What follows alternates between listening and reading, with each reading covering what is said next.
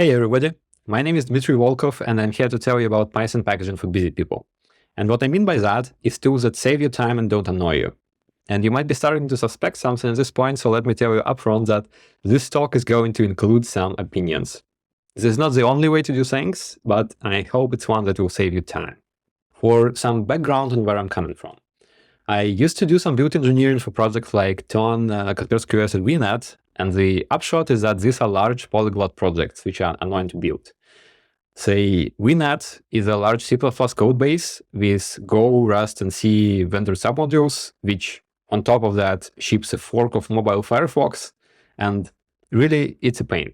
When something is a pain to build, developers are unhappy, and it's hard to ship things. So the intent of my work there was to improve developer experience, to let people ship faster. And what I'm going to do today is tell you about how to do the same for your Python projects. If you're going to take one thing away from this talk, it's use UV. Now, let me get through some details. If you've been at it for a while and built things in Python for a while and try to map out the space of concepts you came in contact with, it might look something like this. So there is pip and point trees, and there is eggs and views, and this is a little confusing. So let's try to structure it with a nice graphics diagram. This is what it looks like for the ways to specify dependencies in Python, the way it progressed, and this is actually great. What this tells you is that you can always use PyProject TOML and you're golden.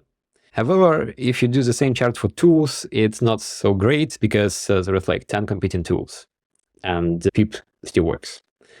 So that's confusing. Let's try to break it down. The way that we're going to break it down is to look through the use cases and see how the tools match to the use cases. So say I want a library. I pip install. Say I want to share my project with friends.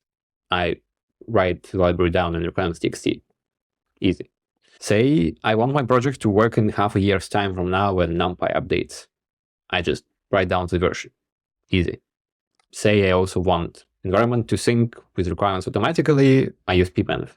So life's good, right? We should talk about reproducibility. So this write down the version only works or is guaranteed to with PyPy. The why is that PyPy enforces that when you upload a package with a version, you can't change it. You can only put a new version with something different. However, as a practitioner, you often get stuff from elsewhere. For example, if you install Torch, you get it from their own registry. So if you want your project to work in a year's time the same way you left it, you should pin a hash. That's foolproof. And there's a bunch of tools that do that. You might have heard of some like Poetry or CondaLock in the Conda ecosystem. There are some gotchas with tools, pain points, and let me go through them for you.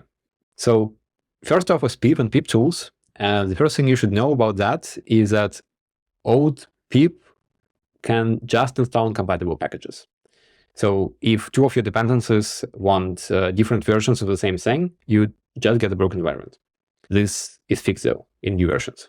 Now, if you want to pin things like we discussed, the endorsed way is to generate a log file on each platform manually. What this comes down to is if you have a build for macOS and Windows and Linux, you're supposed to have 3 build boxes, which each generates log files and commit them to version control.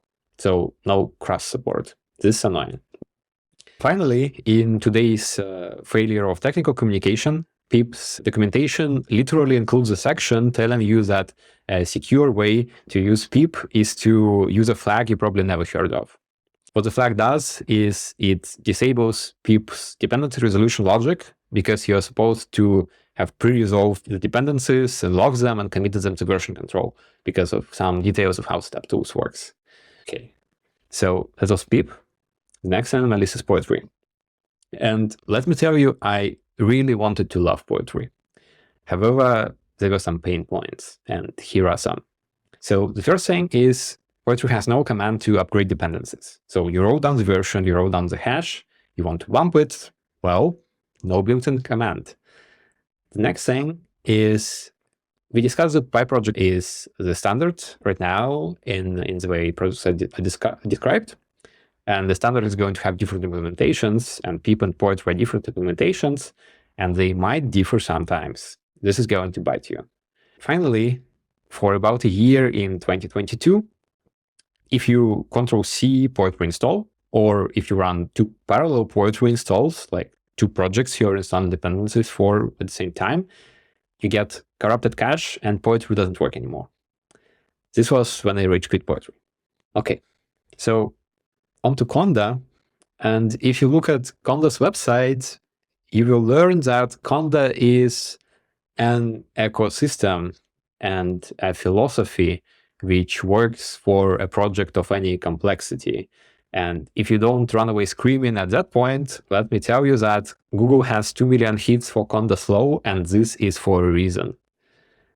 Now, CondaLock inherits the reason, though you can absolutely make it better with libmamba solver, and you should. And it also inherits another reason. It wants to support pip requirements, and to do that, it ships a vendored poetry. There are a few issues with that. First off, vendored poetry can be old, like 2 years out of date, which means you don't get the fixes in, say, PyProject compatibility. And poetry is not the same as pip, so a project which pip installs, CondaLock will not necessarily install. And finally, the vendored poetry has been known to mess with global external poetry sometimes. So I aired my grievances. Now it's time to heap my praises. And my praise is that UV is good. It solves some of the issues I discussed above with some design choices, and it also has the great developer selling point of being very fast. So fast I use it in Durenv, which I couldn't with pip and absolutely, God forbid, could not with Conda. There is still a gotcha, which is that UV has been pre-released for a while because they're iterating on the format and don't want to commit to a stable API. So things sometimes rarely break, but I have found it to be absolutely worth it, and the time I spent fixing breaks like that to be trivial as compared to the time I spent fixing some of the issues above. So if you want to use pip, use UV. If you want to use Conda, consider using Pixie. This is something that CondaLock developers are considering endorsing instead of CondaLock. Okay, so instead of pip, UV. Instead of Conda, maybe Pixie. Hope that saves you time, and thank you.